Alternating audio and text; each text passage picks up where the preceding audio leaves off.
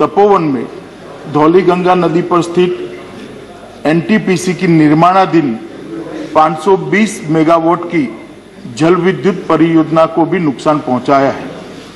उत्तराखंड सरकार ने यह बताया कि बाढ़ से निचले क्षेत्र में अब कोई खतरा नहीं है और साथ ही साथ जल स्तर में भी कमी आ रही है। केंद्र और राज्य की सभी संबंधित एजेंसियां स्थिति पर कड़ी निगाह रखे हुए हैं। 7 फरवरी 2021 के उपग्रह डेटा के अनुसार ऋषिगंगा नदी के जलग्रहण क्षेत्र में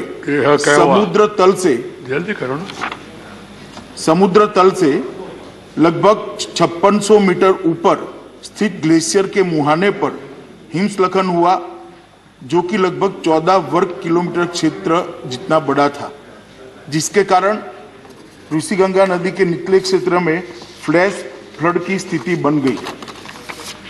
उत्तराखंड सरकार से प्राप्त सूचनाओं के अनुसार अभी तक 20 लोगों की जानें जा चुकी हैं। ये आंकड़ा महोदय मैं थोड़ी स्पष्टता करना चाहूं तो कल शाम 5 बजे तक का है, वो बदलता रहता है, और 6 लोग घायल हैं। प्राप्त जानकारी के अनुसार 197 व्यक्ति लापता है, जिसमें एनटीपीसी के निर्माणाधीन परियोजना के 139 व्यक्ति, ऋषिगंगा कार्यरत परियोजना के 46 व्यक्ति और 12 ग्रामीण शामिल हैं। राज्य सरकार ने यह सूचना विभिन्न स्रोतों के माध्यम से इकट्ठा की है, जिसमें परिवर्तन संभव है। एनटीपीसी परियोजना के 12 व्यक्तियों को एक टनल के अंदर से सुरक्षित बचा लिया गया है। ऋषिगंगा परियोजना के भी 15 व्यक्तियों को घटना के समय ही सुरक्षित बचा लिया गया है। एनटीपीसी परियोजना की एक दूसरी टनल में लगभग अंदाजन 25 से 35 लोग फंसे होने का अनुमान लगाया जा रहा है। इस टनल में फंसे हुए लोगों को सुरक्षित निकालने हेतु बचाव अभियान युद्ध स्तर पर जारी है। साथ ही साथ लापता व्यक्तियों को ढूंढने का कार्य भी बड़े पैमाने पर किया जा रहा है। राज्य सरकार ने जान गंवाने वालों के परिजनों के लिए 4 लाख रुपए की सहायता की घोषणा की है।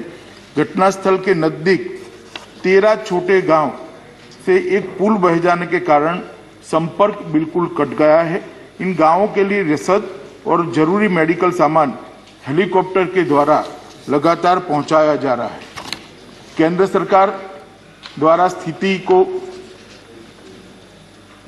24 घंटे उच्चतम स्तर पर निगरानी की जा रही है। माननीय प्रधानमंत्री जी स्वयं स्थिति पर गहरी निगाह रखे हुए हैं।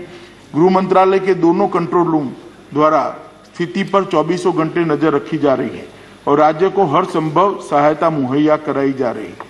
विद्युत मंत्रालय के माननीय राज्य मंत्री ने घटनास्थल का दौरा किया और चल रहे राहत एवं बचाव कार्य का भी जायजा लिया है। आईटीबीपी ने अपना कंट्रोल रूम वहां स्थापित कर लिया है और उनके 450 जवान सभी जरूरी साजो सामान के साथ घटनास्थल पर राहत और बचाव अभियान में लगे हुए हैं। एनडीआरएफ की 5 टीमें घटनास्थल पर पहुंच चुकी है और राहत और बचाव अभियान में लगी हुई है। आर्मी की 8 टीमें, जिसमें एक इंजीनियरिंग टास्क फोर्स भी शामिल है, घटनास्थल पर बचाव कार्य कर रहा है। एक मेडिकल कॉलम और 2 एम्बुलेंस भी घटनास्थल पर तैनात है। नेवी की एक गोताखोर टीम भी घटनास्थल पर तैनात की गई है। एयरफोर्स के 5 हेलीकॉप्टरों को भी इस कार्य में लगाया गया है। जोशीमठ में भी प्रशासन द्वारा एक कंट्रोल रूम स्थापित किया गया है। घटनास्थल पर विपरीत परिस्थिति में भी घटना के बाद से ही लगातार राहत और बचाव कार्य तुरंत शुरू कर दिया गया था। टनल में फंसे लोगों को बाहर निकालने के लिए रात भर के अथक प्रयास के बाद आर्मी द्वारा टनल के मुंह पर पड़े मलबे को साफ कर लिया गया है। काफी अंदर तक हमारे लोग गए हैं। केंद्रीय जल आयोग के जो कर्मचारी अलकनंदा और गंगा बेसिन हरिद्वार तक में कार्यरत है, उनको भी अलर्ट पर रखा गया है। सशस्त्र सीमा बल की एक टीम भी घटनास्थल पर पहुंच चुकी है। डीआरडीओ की एक टीम हिमस्खलन की निगरानी करती है, घटनास्थल पर वो भी पहुंच चुकी है। एनटीपीसी के सीएमडी भी घटनास्थल पर पहुंच चुके हैं।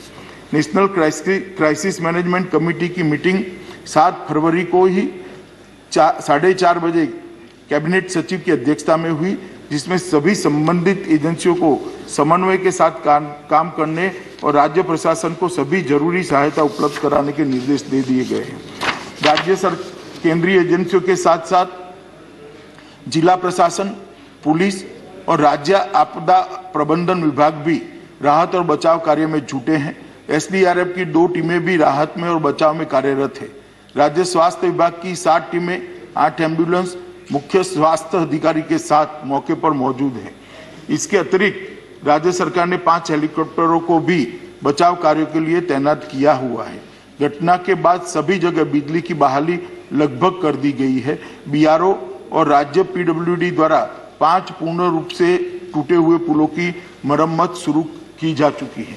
मैं यहाँ ये भी बताना चाहूँगा कि वित्त वर्ष 2021 में राज्य आपदा जोखिम प्रबंधन कोष एसडीआरएमएफ से लगभग 1041 करोड़ रुपये उत्तराखंड के लिए आवंटित किए गए हैं, जिसमें केंद्रीय की प्रथम किस्त ऑलरेडी 468 करोड़ रुपए की राशि राज्य को जारी की जा चुकी है।